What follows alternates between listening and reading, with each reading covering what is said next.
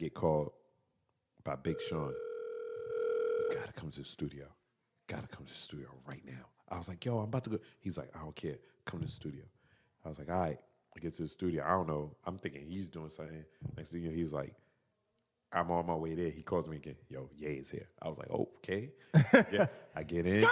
Skirt. Boom. I get in. Ye is playing. Ye is tweaking. He's mixing Power, the song Power. And he's trying to get these certain drums that he needs for the joint. Oh, why JayZ walks in? So now in the studio, it's Jay Brown, JayZ, Kanye, Big Sean, Ron Fest is in the back, A-Track. Wow. I'm sitting there. I'm looking at Sean like, I just want to hug him. Just to be like, thank you, for bringing me here, like having me come. Yeah, check it out. I'm your host, Corey Cambridge. Yeah. Everybody tuning in, you invited. No matter what mood you in, get excited. Everybody love the music, let me tell you how they do it. Whether writer or an agent, let me tell you how they made it. You are now talking to a silent giant.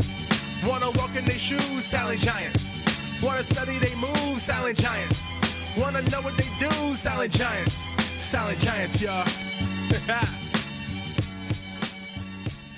Welcome to the Silent Giants Podcast, a podcast highlighting the superstars behind your favorite superstars in creative industries. I'm your host, Corey Cambridge. To keep up with the latest in the show, be sure to follow us on Instagram at Silent Giants Podcast. To keep up with my life, music, and more, be sure to follow me as well at Corey Cambridge. Today on the show, we have a very special guest, Datwon Thomas, editor-in-chief of Vibe magazine. In this episode, Datwon shares stories about getting his start in journalism, creating the iconic King magazine, and experiences being in the studio with Kanye West. I promise these are stories you'll definitely want to hear. So, without further ado, let me introduce you to the journalist, the editor-in-chief of Vibe magazine, my friend, the silent giant, Datwon Thomas. My man Datwon, what's going on, man? What's going on before I slip this El Presidente? Hey, man, so by the way, I'm very shocked that Presidente is even here because you've been in the Dominican Republic before? Mm-mm. Only beer that you will find in DR, the only one is Presidente. It's President. Oh, there's another beer, Presidente Light. That's it. That's it. No Corona. No, like nothing. No Red Stripe. Nothing. You can't be serious. I don't care. Modelo. I don't care if it's the finest dining experience in Dominican Republic. This is it, or if it's like the shack spot. Yeah. Presidente is everywhere. Let me tell you something, man. And it's funny that you mentioned the Dominican Republic. I already know this is going to be a great podcast. I want y'all to know that. So my wife, we've been married for like 17 years now. And, of course, I started King magazine, Mr. King of all the girls. That didn't get you in trouble. Yeah, that alone should have been like the marker for her to be like, yo, what are you doing? Like, this is crazy. There's only one thing that she said I can't do. I can't go to the Dominican Republic. Dude. That's the one place. That's that and maybe Brazil. Everywhere else in the world is fair game, right? And I'm like, yo, what are you talking about? She's like, nah, you ain't going to the Dominican Republic without me. She's very smart. She went. She's very smart. She went with her homegirls. They went to the Dominican Republic. I ain't say nothing. But obviously there's something out there in Dominican Republic that I can't go with me. Can I tell you? Please do. Okay. Going to the Dominican Republic. You ever wonder, there's some rare times that you're able to put yourself in a certain person's shoes. Right? So with women, right, they will always complain about, these guys are heckling me. Oh, man. The guys are looking at me like sex objects. You know what I mean? And I was never able to really sympathize because, I can't, I'm not in their shoes. Yeah. I mean, I understand, but I'm not truly understanding the way that, I probably should understand, or they want me to understand. So that's what it feels like going to the Dominican Republic. That's crazy. Because what the prostitution thing, the women are beautiful. So they catcalling you. But it's not prostitution the way you think. Right. It's not prostitution like you're Like they're on the street corner. Right. They're not on the street corner. There's no fishnets. Nah. Like you're just at a party. Yeah. Right? And the party's lit. Right? Yep. Beautiful women. And like a girl would just come up to you and just like, hey, what's up? Like very just homegirlish. Just on it. You know what I mean? And the thing you know, like it's getting popping. You know what I'm saying? On. And then Next thing you know, they cooking. They cooking for you at your spot. Before you get to the spot though, and they'll be with you for like 3 hours, wow. right? Yep. Chilling. Yep. Wow. Then they want money. You know what I'm saying? And it got to a point on the trip where like I was just looking for a white person because I knew if you were white, we was gonna be good, right? Because it's black people down there. You know what I'm saying? So like, I'm like, no one can be trusted at this point. Yo, I'm done. I'm tired. Dancing to Biggie, and then next thing you know, it's like, yo, dude, what's up? I'm talking about so serious. I'll literally go to the party and just find Sally Sue in the corner from like Wichita and be like, yo, what's going on? Let's holler. What do you do? Oh, insurance? That's awesome.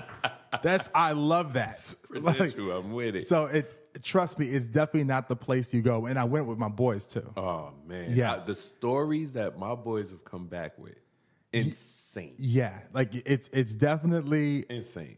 Your wife's very smart. Yeah, she's like, no, you can nah. She's very intuitive. Like, no, for sure. Because it's not even you. Yeah, you are a good guy. Hey, I try to be. Yeah, you are a good guy. It's the system. The system down there is flawed. I'm like, yo, you going though? Yeah, I'm different. I'm good. Oh, so how you doing, man? How's life? Oh man, everything is beautiful, man. Like as much as I go out to LA, to work, do shoots and all that stuff, have meetings and everything, and everybody's all nice and cool. It's a nice little pace. You know, the traffic is the traffic out there. Yeah, Same as here. For some reason, the New York traffic seems way more aggressive when it's stopped than out there. Oh, yeah. And I'm trying to get to different meetings and stuff, and I'm like, yo, come on, man, let's go. Or if I'm in They're also probably high. Yeah. I mean, that being high and driving will do that to you. Like when you hotboxing the whip. It's different. Hey, man, I'm going to get there when I get there. I get there when I get there. No anger. No anger, man. You chill. And I see why Puff and Jay and Russell and everybody's moving to L.A. These are New York people. Yep. These are quintessential. Puff has it tatted on him, New York, tatted. Russell is Mr. Hollis. JayZ is Marcy Projects. Puff is Harlem. Yeah. Where are they? In Beverly Hills, Calabasas. Dude, I'm conflicted because I love New York City. I love the hustle. I love the people. Yep. I love being stimulated every single day. I love never having a day that's exactly the same. It's never the same. You know Isn't that what I crazy? mean? You can have your routine, but it's never the same. It's never the same. That's ill. There's always some so I'll call dope. them variables. Yes. There's always random variables sprinkled throughout your The train day. being bugged out will change your whole trajectory of your Step day. in dog shit. It's over. Your day, what you doing now? You on Road to Broadway. Somebody Yes. asking you for money crazy. You know what I'm saying? Like One homeless dude with an attitude could change your whole week. roommate didn't do the dishes. You touched on the point earlier about Jay, Diddy, and Russ living in LA. Like, how was that affected? Because I now realize that the entertainment industry is really in LA now. There's not a lot of artists here. Yeah. How has that affected like your life as a journalist? I have to go out there to do the stories. You know, not just because of them, but just because they shift the game so much. Right. You know, of course. Yeah, they shifted so much. And then when you think about who's already there in a Dr. Dre and, you know what I mean? Like, those are the guys that pretty much dictate everything that goes on within the industry. And even Kendrick now, like even the hottest rapper Come on, man. in rap right now is out LA. there. Yeah, it's out there. When I think about where New York is right now, we don't necessarily have the nightlife that fueled the glory days of hip hop that came out of here. You know, back in the 90s, you can go to the Muse, you can go to the Tunnel, you can go to Home Base, you can go to SOs or Carbon or Exit, or you can go to these things. You can go to even Butter, you know, downtown. They used to have Tramps and for the underground stuff that you really wanted to do. We don't have that anymore. Like, where is the One Oak? One Oak. There was Greenhouse for a little bit. There was Whip for a little bit. There was Whip for a little bit. That was like mid 2000s. That was like after Chris Brown. That was kind of the last. That was a wrap. That was a wrap. Like once those things start happening, it was a wrap. And you yearn for those things to keep the culture going. New York can't survive those type of things with the nightlife and the music industry the way that it is. Atlanta can, Miami can, LA. Houston can, LA can. Chicago seems like the only one that can too as well. It's unfortunate, man, because we've been known as the hub for so long. I feel like now it's where the artists go to LA to create, they go to Atlanta to create, and they come to New York to sign the deal. This is where the business happens. The business happens. Yeah, so it's become like an administrative type of... It's almost like the hip-hop HR. Yes, at 100%. It's always hip-hop HR. You got to go to the HR department. Let me get to New York. Wow, that's crazy. So where does the story start from you? Where are you from originally? Born and raised in Brooklyn. Well, what part of Brooklyn? I'm from, it's crazy. My mom and dad, they never married, but they were co-parented. So Prospect Heights, which is like, if you think about its location, it's right around the corner. I grew up right around the corner from the Brooklyn Museum. Okay. In Grand Army Plaza area. I used to live over there. Yeah, I was on Lincoln Beautiful and Washington. area. Yeah, it was beautiful. But back when I was growing up, it was horrible. Yeah. The New York Times called it Crack Kingdom. Wow. Just growing up like the Crooklyn movie, Spike Lee, like that kind of feel back then. And of course, I'm going to school. I got all my little hood friends and everything. And then in '86, I'm 11. My mom marries my stepdad, and we moved to Japan. Wow. Yeah. So he's in the Air Force. So how did moving to Japan shape your life? Like it totally blew my mind. Culture shock. I think the culture shock was so great when I got there that I didn't know what it was like when I got back to New York 3 years later. Also, do you remember the moment when your parents tell you like? Yeah, I remember. Oh, that's a dope one. That's dope. My mom was like, "Yo, now that she married my stepdad, he was going in the Air Force, and then I remember we were in the kitchen, and she was like, well, he has to go away for training, and then after that, we're going to figure out, we'll find out where we're going, and the first spot was Japan, Yokota Air Force Base. And I was just like, wow, like, Japan? Like, you crazy? I'm in 5th grade, just starting like 5th grade. So we did 3 years there, which was amazing. I learned so much. Now I'm 14, and we come back to New York for a month. This is my first time back in New York. In 3 years? In 3 years. It was like, it was almost like I didn't even recognize everything. Cause it's just like black people. It's just black people, and it's dirty, and it's really dirty, and it smells. Because Japan is like super clean, cherry blossoms. So to come back and stuff be bad, real, yeah. Like the graffiti looked different. It was angrier. That's crazy. If I could say something like, if that makes sense, I don't know, man. 89. So my mom is like, yo, we just got orders for New Mexico, Albuquerque, New Mexico. So I'm like, what? Like, the only thing I knew about New Mexico, Albuquerque in particular, was that Bugs Bunny used to say I took a wrong turn in Albuquerque. But what was ill was New Mexico University, they used to have these ill hip-hop shows.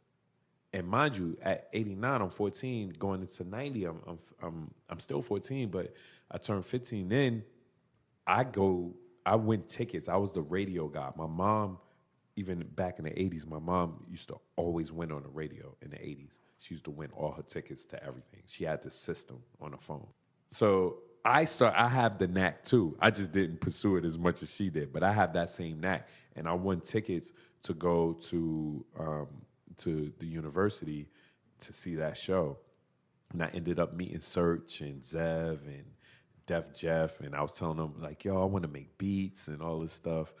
And they entertained me. When I told them I was from New York, they was like, where you from in New York? And I told them, Brevoort, Ralph Avenue, Fulton. They was like, whatever. I was like, Lincoln Place between Washington and Underhill, whatever. They was like, all right, this kid know what you talking about. They was like, yo, you can roll with us, shorty. And I was just with them, chilling. And that feeling of me being with them and being important and being like, all right, I know my hip hop shit. I know, my area is real. That sparked something in me. But I was still so homesick because now I'm going into 91, I'm going into like my 5th year not being in New York. Yeah. So those are the years where you learn about girls. Those are the years you learn about friends. Those are the years you learn about everything that makes you who you are in your real teens later. Like your makeup. But what was so dope was that because of my lifestyle before I got to Japan, because my uncles were who they were and they gangster stuff and being from where I wasn't the normal 11. Because you get back to, how did you get back to New York? And then how tell me the story of how you got into writing. Yo, man, I guess I got into writing because I was a big fan of comic books and just reading. And then when I got into high school, I went to Sarah J. Hale High School in downtown Brooklyn. Big Daddy Kane went there, Biz Markie, Junior Mafia, Little Kim. Wow. And it's like ghetto fame. Word up, ghetto fame, like hood fame. Yeah, right there. Ghetto LaGuardia. Word, that's what it was. And when I got in there, it was an English teacher by the name of Mr. Yeager, and also like our dean. He wasn't a dean, but he was just like the man, Mr. Leach. Those two teachers, excuse me, they were the ones that just was like, yo, you special. They would tell you that. I was like, not necessarily like you special, but like a skill set. Right. You know what I'm saying? Like you have a gift. talent. You have a gift. Yeah. You have a gift, or we think that you should do this. And my skill set in communication and meeting people, because I was thrown in these situations so young, of meeting new people in these strange places and in situations, it made it easy for me to kind of be cool with everybody. And so you leave high school, and did you have any like training in writing outside of high school? How'd you get your first job in the industry? Like what was a big break for you in your career that kind of put you in the direction of doing this for a living? Well, so I'm in Baruch College, which is 10 blocks south of Vibe at the time. It was like 32nd and 31st, and it was on 23rd. And I'm in the computer lab. I just failed a math test. After that math test, I was just like bummed out, and I didn't have a computer at home. So the computer lab I got on, I logged on to Vibe.com. They were like one of the only real ones that had a like, website. That had a website. This is 96. Wow. Yeah, in dial-up era. Wow. AOL, all that shit. And they had like this little sign that was floating that said interns wanted. I clicked it and it had a number. And I called the number. I had like 50 cents on me. I remember I was dead ass broke. I was hungry too. I was going to go get a bag of chips. I'll never forget. I was going to get a bag of chips. No cell phones, none of that. They had the pay phones right across from us. Yeah. So I wrote down the number real quick. I went to the pay phones and I used the 50 cent to call the number. It was a 212 number. And I remember when I called it, the dude picked up, my man, Greg Bishop. So he was the one that picked up and was like, yo, come up. It's going to be like 300 people. It's going to be competitive, man. I hope you get it. Got a haircut. I go to the building, and it was on a Saturday. And the security guard wasn't trying to hit me. I was like, yo, I'm here for the intern thing at Vibe. And he was like, yeah, ain't nobody here, B. Because I was like, yo, this can't be happening. Dude told me to be here at 11. He got to be here. And I go to the payphone again, drop the quarters, call the number. He picks up. I'm like, yo, they saying that you ain't there and all this stuff. Where you at? Is this the right building? You scamming me? Like that type of... Yeah. I'm just rattling. I'm still hood. rattling. You know what I'm saying? Like, yo, this is foul, man. Like, he's like, yo, chill. Nah. Where you at right now? I was like, I'm on the corner of the drive right across the street from the building. He was like, wave your hand. Where at? I'm like, on the payphone. He was like, oh. He was like, look up the block. And he was hanging out the window, waving to me. Like, come up. Just come back in the building, man. I got you. I was like, all right, cool. So, boom, I go upstairs, and I'm expecting like 300 people. I'm like, 300 people will make some noise. I don't hear nothing. So I'm like, dude, open the door, and it's like he opened up. It was like a big gold light shot out of Vibe's doors. It was crazy to me. I was just like, wow. And I'm like, yo, where everybody at? And he was like, oh, I was just trying to see if you was going to be scared, man. I just said that to see if you was going to show up or not. He was like, I just had to do some work up in here today. So, I figured I'd just have you come up here. I'm like, what the fuck? What if I was scared? What if I was scared and was like, damn, 300 people, I ain't going to make it. How about this, though? This is the kicker that I hardly ever get to deep dive into. The internship was for a site called The Suicide, DASEWASIDE, which was Greg's sub-site on Vibe's site. Okay. It was his own little underground hip-hop e-zine. That's what they used to call them back then, electronic zines. E-zine on Vibe Online, which was already not looked at with a whole lot of respect because it was all about print in 96. Right. The website was just a promotional tool at that point, and no one really thought about it until the crew that I ended up linking with, they took that shit serious, and they got Tupac. They got one of the last interviews with Tupac on camera. That's when they started oh, okay, the website it's doing something. That's not the print. This is some shit you can see Tupac being mad at and why. Right, you know what I'm saying? But still was getting shitted on because it was still like, that's the internet. Right. That's not the thing. And I came around that time. I came in May of 96. This is Tupac's full-on onslaught against Bad Boy. By September, he's dead. I get to see how Vibe handles a catastrophe like that. It's a tragedy in stopping the presses, putting a cover over a cover, which was the New Edition cover. They were just getting back together with Puff. Yeah. And that was in their whole Home Again. Yeah, the Home Again time. Yeah. And I'm right there for that. And I'm soaking all this in. And I hate to say, but that time really made me realize this is what I want to do. I want to do this. I want to be able to report and give my expertise on hip hop culture and what's happening right now as the game is hurting because of this. And now what's going to happen to Biggie?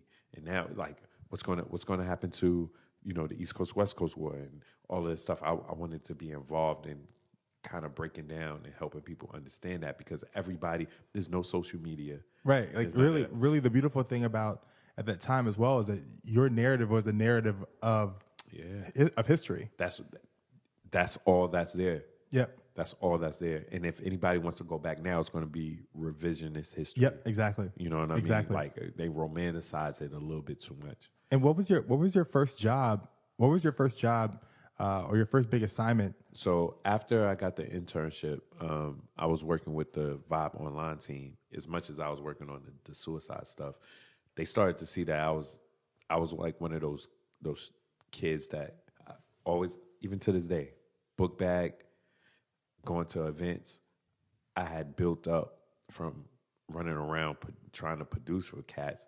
I had built up a really strong network of connectors, and from my network, once I got the internship, they realized I'd come in with a bunch of connections. Right. So they're like, yo, we got this movie thing that we want you to do. The first big one I remember as an intern was Nia Long. Oh, man. They sent me to the Love Jones movie junket. Lorenz Tate. I had to interview them. That was like my first big thing. What was that like? It was incredible, man. Nia Long was like the hottest young black actress at the time. She's still the hottest young black actress. Yeah, exactly. Still is. Some things never change. It never changed. And I remember I dressed up for it, and she could tell I was like a little uncomfortable. And but the thing was, the other journalists from like, you know, big spots, they was like, this is Datwon Thomas from Vibe. I was like, and they said Vibe Online. I was like, wow, that's official. That was huge. And I'm nervous as hell. I'm so nervous. And I remember she was like, hey, you good? Are you good? I was like, all right, cool. And it was like a round robin kind of talk. It was other journalists. Yeah. But I was closest to her. And I was like, yeah, so you from Brooklyn? And she was like, what?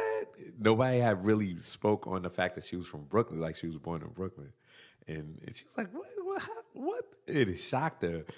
Everybody else was looking like, because I guess like in her bio, it doesn't necessarily. Right, it's also pre-wiki. Yeah. You know what I'm saying? Like pre-wiki. Like right. You had to go do your search. Yeah, this is serious. Yeah, and I was talking about Brooklyn with her, and then she started getting like, her whole shit changed.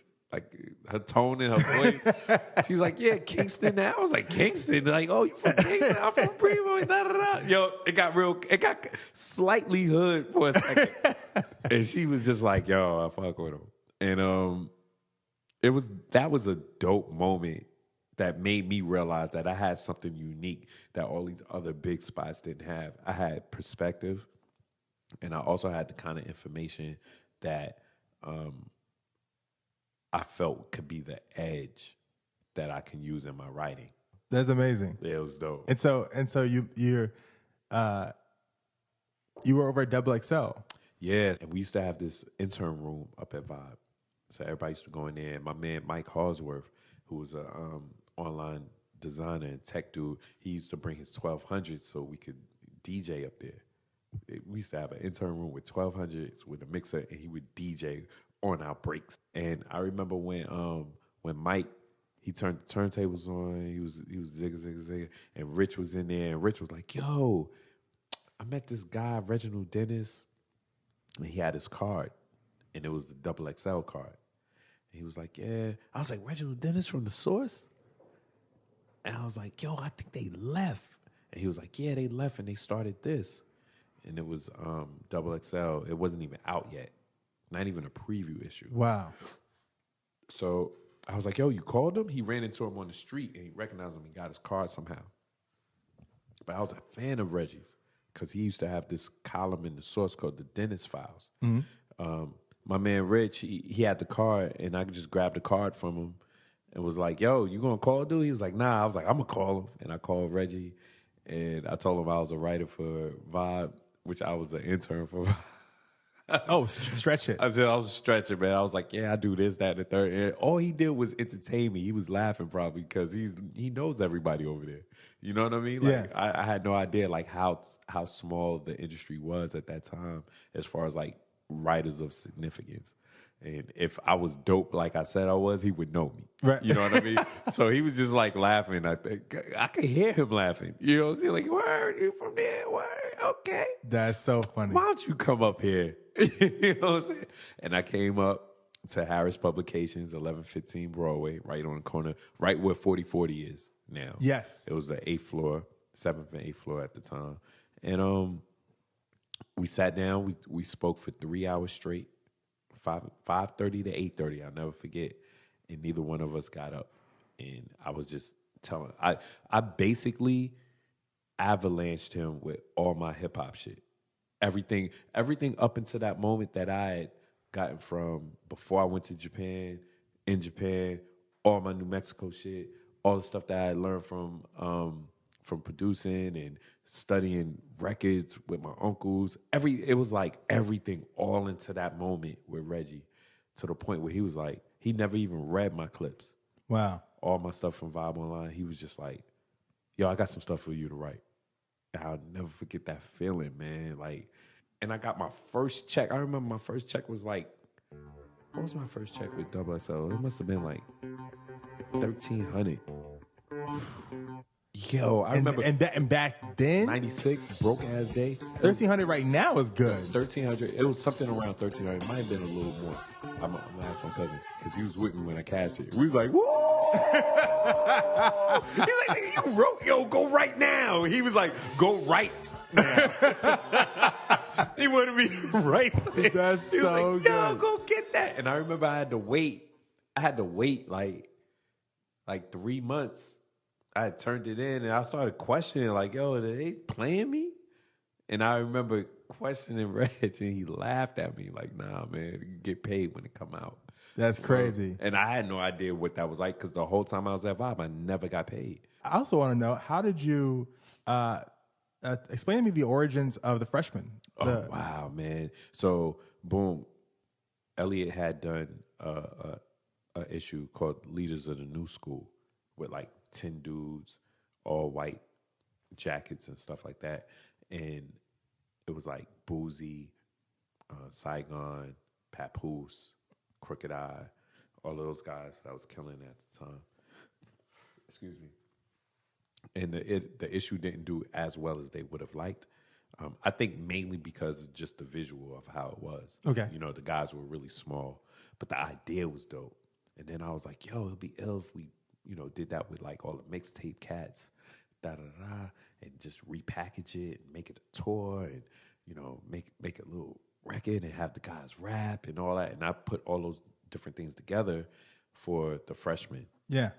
And man, oh man, the response was overwhelming. It was crazy. Landmark. Yo, it was wild. Wale. And it was just like the timing was right.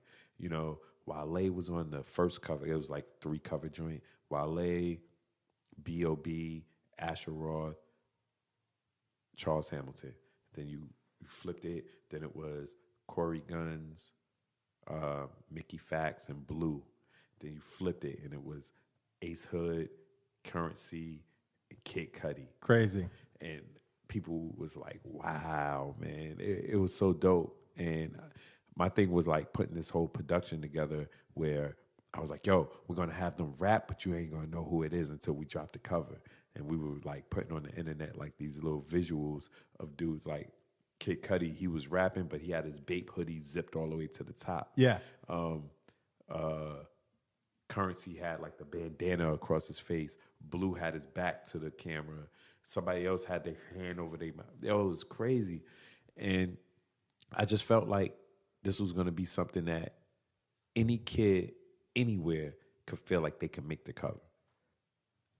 Who doesn't want that opportunity? Yeah, it became like the almost like an Apollo performance of publications.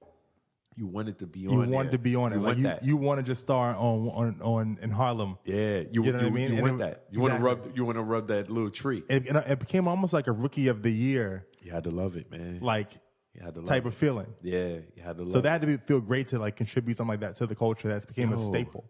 To the point where I went to a party.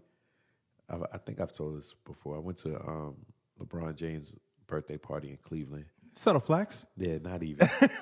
Because after XXL, after I did that, I went with Russell to Global Grind, and I remember I was at his birthday party. It was snowing. It was crazy. It was a nut crazy party. Everybody was in there, man. Akon, JayZ, you know, Drake. Everybody that was huge at the time was in this party, and I remember Drake was like, "Yeah, you ain't pick me for your cover."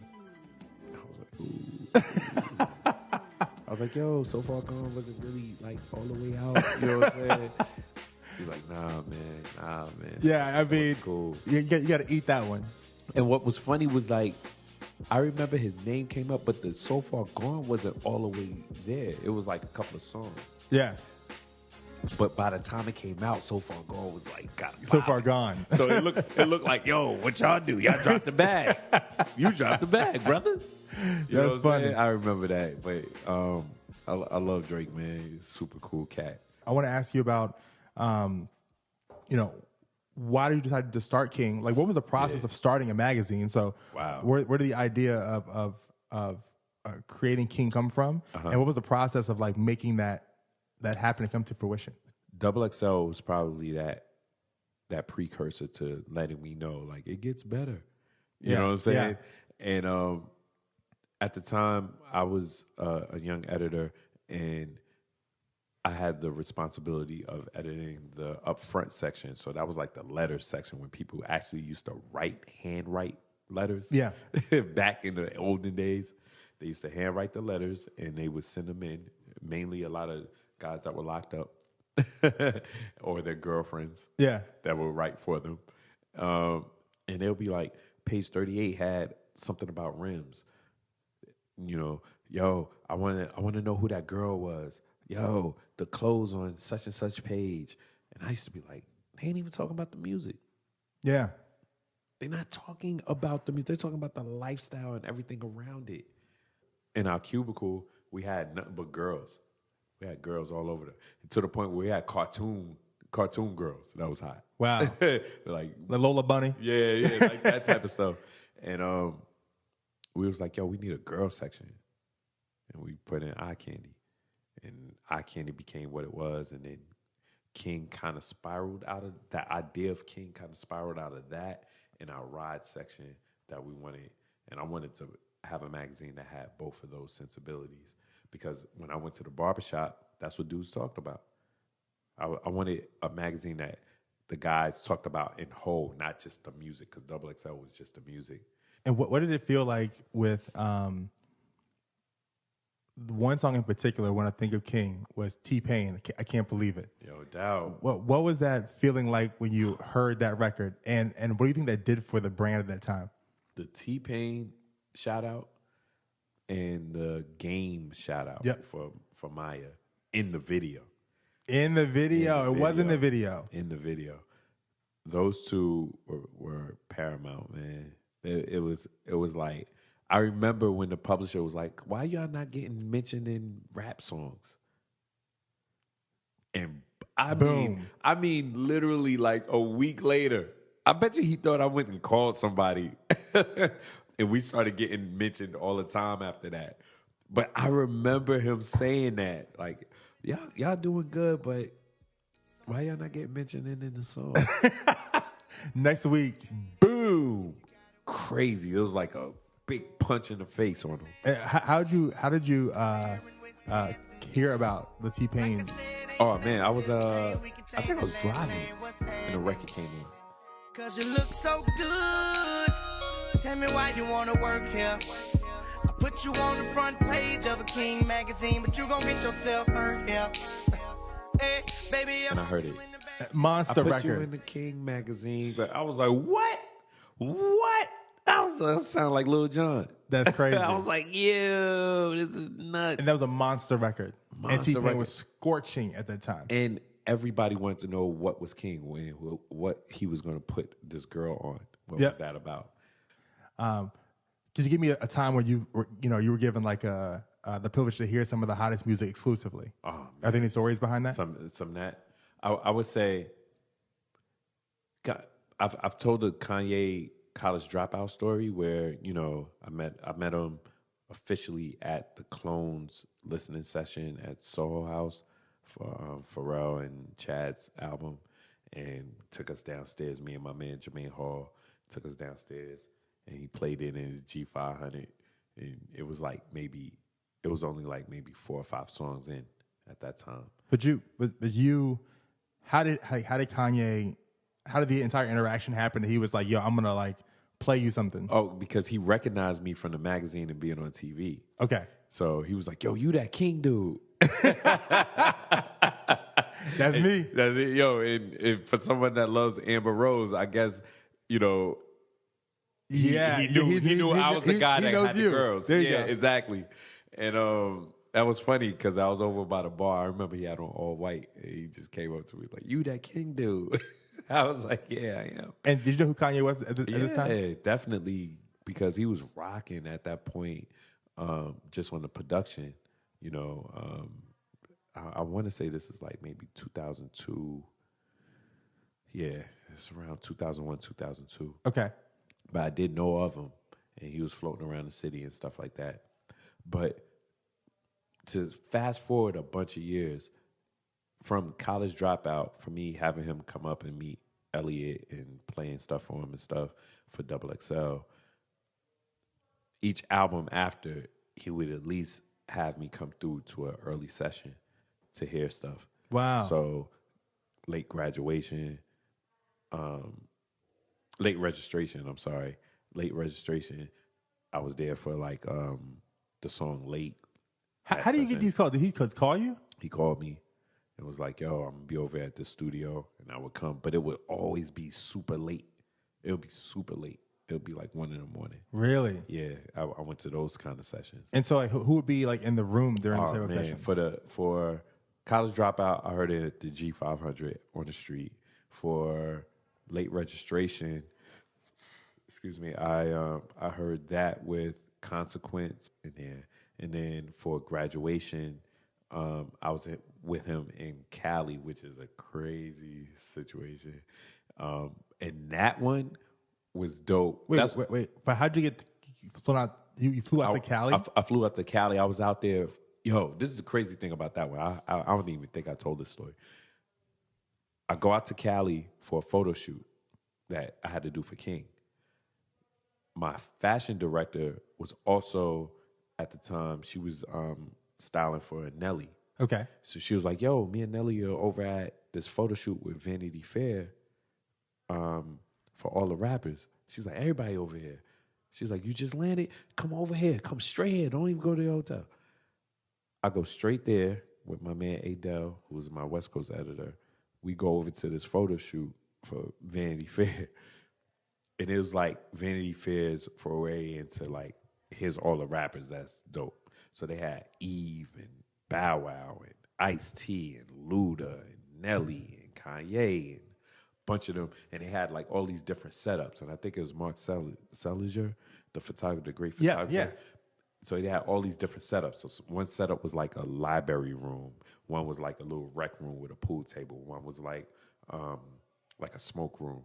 And when I get there, I'm looking for my fashion director, and I'm looking for Nelly, but Kanye is right there. He's like, yo, Dave, what up? And I see I'm cool with him. He's like, yo, what's going on? What's going on? So they had just finished their part, and I guess the rest of them had to do some of their part. And Ye was like, yo, you got to come to the crib. You got to come to the crib. You got to hear the music. I was like, all right, cool. I just got to go meet with Nelly and him. He was like, nah, man, come now. He's like, nah, come now. I was like, yo, I think they right over there. He's like, nah, man, nah. I don't even know if I saw them. I can't remember if I saw them or not. Ye just straight took me outside. And he had the brand new McLaren Benz, like crazy with the shit with the wings. Oh, my God. Up. Shit looked like The Star Wars. Back to the Future joint. Yeah. He had that joint. Just, on the humble. And I remember we walked out with Ice-T. And Ice-T was like, you going to get in the car with him? Didn't he make his song about not being able to drive? I remember that shit. Yeah, he just looked at him. He just looked at him like, man, he was like, yo, all right, man. Like, buckle up. Yo, good like, point, though. He made like the reference to buckle up. Like, I was dying. So we get in the car. We pull, the car was crazy. Car is crazy, like crazy plush, like rugs and shit. he backs up to pull out of the parking lot, and as we coming out, he speeds to the stop sign, and I swear to you, it was an old lady pushing the shopping cart. I thought he was gonna kill this woman. I was like, this drive right now. He was like, yeah, I live up in the hills. I was like, oh, my God, he was about to kill his grandma. The grandma looked like a whole life came out of her. A whole life. She almost got hit by Kanye West. Yo, it was the craziest thing. So then he looks at me. He looks at me, and I just look at him like, all right, man. Like, I see my... So my man, A, I got to tell this, A. My man, Adele... He was supposed to follow us because Ye was like, yeah, just follow me. I forgot what A was in, whatever car it was. It was not catching a McLaren, bro. Ye was out. Out. I was like, yo, my man followed me. He's like, oh, he'll catch up. He'll catch us at a light. I was like, it don't look like you stopping at lights. You know, I'm thinking this to myself. Yeah. Yo, he left my man. He left my man. That is and so I remember funny. I had my phone on me and my phone was dying. So I couldn't even tell my man where we was going. So we get up in the hills and we approaching Ye crib. And I was like, oh, this joint crazy. And he takes me through the crib and I remember seeing like the Jetsons stuff that's in that what video is that where he's smoking, the animated one? Oh, it's about it's from 808. 808. So this is before the 808 though, but the visuals for that, it was the artwork with Elroy and Jetsons. That's in his crib, and I'm like, wow. Then go into like his dressing room, like his a room that was just like a closet, and it was like different levels, and that's when he was in his Murakami phase, and we just started talking about life. We started talking about life, and he was like, "You want something to drink?" I was like, "Yeah." And then it was like a wall. And the wall was the refrigerator. I was like, what the fuck? First, you know what I'm saying? I was like, this is some other shit. Martha Stewart ain't up on this shit. Like, and so we bounced from there. He was like, yo, I want to play you some joints. I was like, all right. So I'm thinking he's going to play me some joints in the crib. He was like, nah, we're going to the studio. Go to the studio. It's like, who is there? Pharrell, Common, Rick Rubin, and Larry Charles. And if you're a Seinfeld fan like I am, you'll know that Larry Charles is one of the producers of the Seinfeld show. Wait, but how does this kind of session happen? It's crazy. How does this? He was going to. Because does he get a phone call like, "Yo, we just going"? Nah. He had that session planned already. Wow, that was just something that he was doing. Mind you, my man meets us there. Oh, he's hot. Yeah, my man's hot. Like, he was like, yo, what happened? I'm sorry, A. I don't know you, man. Exactly. I don't know you, bro, but I feel for you, bro. My man A is like, yo, what the fuck? He meets us at that joint. You know what I mean? Where was it? Record Plant. Wow. It was Record Plant. And so he's playing me Good Life. He's playing me Power. He's playing me all these different joints, man. I'm on the West Coast like, yo, this is crazy. And Pharrell is just like sitting there like getting inspired. And then he's talking about the things that he's working on. And then I was just like, wow, man, this is dope. This is like the creative space, the juice that you need to be inspired. If you ever need to be inspired, that was the moment. That's where I was, like super battery in the back. And then I remember so a whole bunch of events happen. Boom. That goes. Get back to New York. I get called by Big Sean. You gotta come to the studio. Gotta come to the studio right now. I was like, yo, I'm about to go. He's like, I don't care. Come to the studio. I was like, all right. I get to the studio. I don't know. I'm thinking he's doing something. Next thing you know, he's like, I'm on my way there. He calls me again. Yo, Ye is here. I was like, oh, okay. Yeah, I get in. Skirt. Boom. I get in. Ye is playing. Ye is tweaking. He's mixing Power, the song Power, and he's trying to get these certain drums that he needs for the joint. Oh, why JayZ walks in? So now in the studio, it's Jay Brown, JayZ, Kanye, Big Sean, Ron Fest is in the back, A-Track. Wow. I'm sitting there. I'm looking at Sean like, I just want to hug him. Just to be like, thank you, for bringing me here, like having me come. So he plays Big Brother for JayZ for the first time. No way. And I'm sitting right there, and I'm looking at Jay's reaction to Big Brother. And I'm like, yeah. My big brother was Big's brother. Used to be Dame and Big's brother. Who was hip-hop brother? Who was no ID friend? No ID my mentor. Now let the story begin. It's the hard knock life tour. Sellout picture us in the mall. Copping iceberg and yell out jigger. Yeah, that's what we'll yell out. Wait, what's Jay's reaction to? Jay was so cool. Yo, this is a JayZ reaction. Yo, man. JayZ is the Black Fonzie, man. Like, you can't. Was he impressed? He was impressed, and I remember he didn't turn to anybody. He was at the board, the board with all the controls and everything. He was at the board and just bobbing his head. He had his hand on the boards. He was bobbing his head. Biggs, brother. It was Biggs, brother. And I was like, and this is my first time hearing it.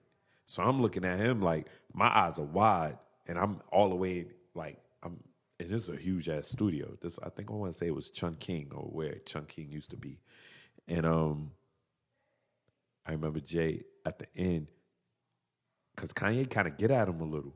Yeah. You know what I'm saying? They talk about the Coldplay. Yeah, the Coldplay line was the one that caught me. I was like, first run caught me. I was like, ooh, Chris Martin, oh shit, he's saying Jay took his idea. Yeah, I was like, yikes. And Jay was just bobbing. And I remember it stopped. We was all looking. And I'm like, Jay was like, yo, what we doing? We working or we chilling? Like, everybody get back to work. This album got to get out, don't it? And yo, and then you see how you laugh? Everybody started laughing. That's hilarious. We were all wondering what he's going to say. He was like, yo, everybody get back to work.